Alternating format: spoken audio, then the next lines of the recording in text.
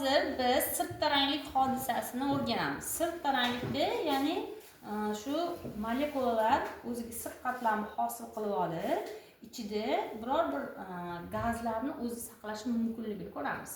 Buning uchun bizga toza suv va suyuqlikning sirttarangligini oshirish uchun gel hamda o'sha sirttaranglik hodisasida saqlash uchun gaz turi bo'lgan, demak, butanol gazi kerak bo'ladi.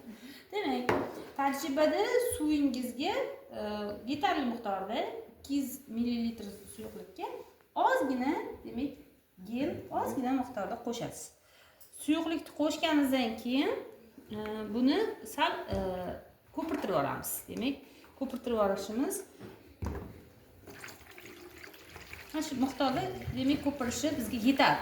Juda ko'p bo'lsa ham ko'pik sirt yuzasida emas, suyuqlikda ichida hosil bo'ladi, gazni tashqariga chiqishiga to'sqinlik qiladi. Ana endi mana bu butanol gazimizni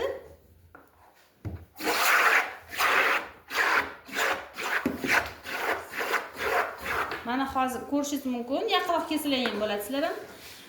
Demak, ustidagi qatlamdagi ko'piklar ichida gaz turibdi.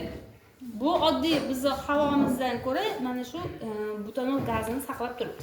Chunki men asijitda unaqa hidi ham juda chiqib ketmayapti-da, chunki ichida saqlanib turibdi.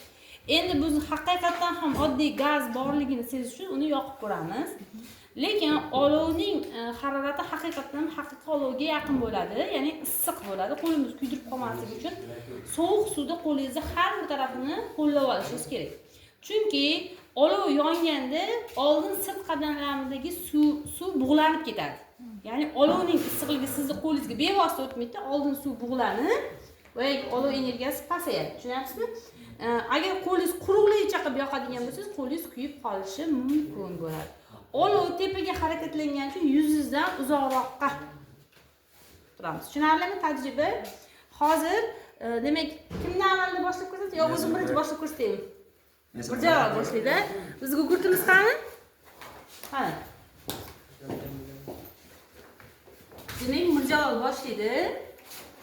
Hozir biz gazimiz sirttaranglik уже yorilyapti, shuning uchun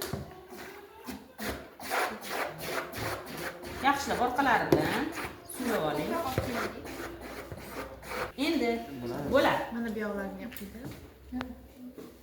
Endi ustidagi ko'pikni qo'lingizga olasiz.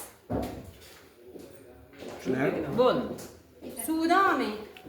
Faqat ko'pigidan.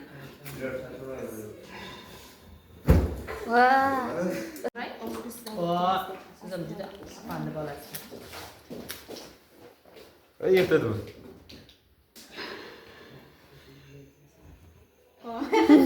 Juda yaxshi. Olov yonganda iloji bo'lsa yopish kerak qo'lni.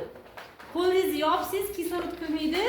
Bilasiz, oksigen olov hosil qiladi. Kislorod bo'lmasa olovingiz birdan o'chadi. Qozoningizda olov yonib ketsa ham ustiga suv quymang.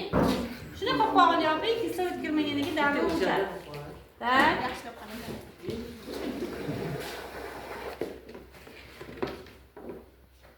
Suvni olmang. Gaz bekor. Faqat ustidagi ko'pigini oling.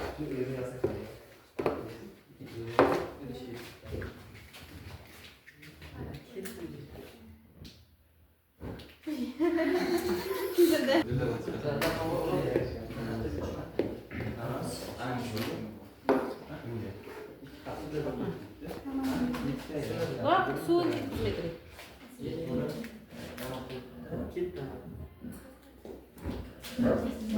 O'tdan